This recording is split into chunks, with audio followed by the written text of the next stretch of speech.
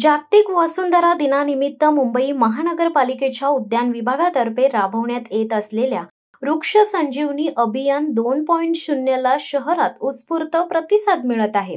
या उपक्रमात शाळा, महाविद्यालय, सामाजिक संस्था आणि स्थानिक नागरिक मोठ्या संख्येने सहभागी होत आहेत।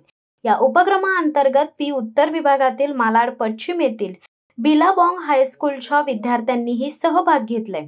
या अभियानाअंतर्गत झाडांभोवती सिमेंट काँक्रीट हटवणे, झाडांवर ठोकलेले खिळे, केबल्स, पोस्टर्स, जाहिरात फलक काढणे, वृक्षांभोवती लाल माती टाकणे यासारख्या विविध कृती केल्या जात आहेत। या उपक्रमामुळे झाडांना मोकळा श्वास घेता येतो, तसेच त्यांच्या नैसर्गिक वाढीसाठी आवश्यक आधार मिळतो। उद्यान अधीक्षक जितेंद्र परदेशी यांच्या नेतृत्वाखाली आणि अतिरिक्त आयुक्त डॉक्टर अमित सैनी यांच्या मार्गदर्शनाखाली हा उपक्रम शहरातील 24 विभागांमध्ये राबवण्यात येत आहे। या अभियानाअंतर्गत 30 एप्रिल 2025 पर्यंत वृक्ष संवर्धनासाठीचे कार्य सुरू राहणार आहे।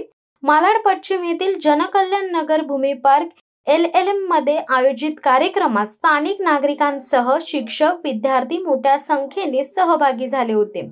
यावेळी सहाय्यक उद्यान अधीक्षक योगेंद्र सिंग कछावा यांनी तामन प्रजातीची 10 झाडे लावल्याची माहिती दिली आहे। याचबरोबर विद्या सहाय्यक प्रमोद इंगळे यांनी झाडांना होणाऱ्या हानीबाबत प्रात्यक्षिकांच्या माध्यमातून जनजागृती केली आहे।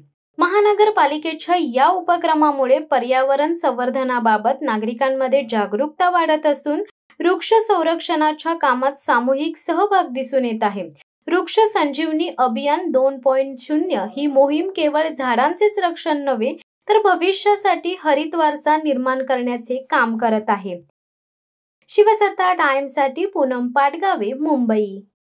दे धडक बेधडक वृत्त देणाऱ्या आपल्या शिवसत्ता टाइम्स न्यूज चॅनलला लाल बटन दाबून सबस्क्राईब करा आणि बेल आयकॉनला क्लिक करायला विसरू नका।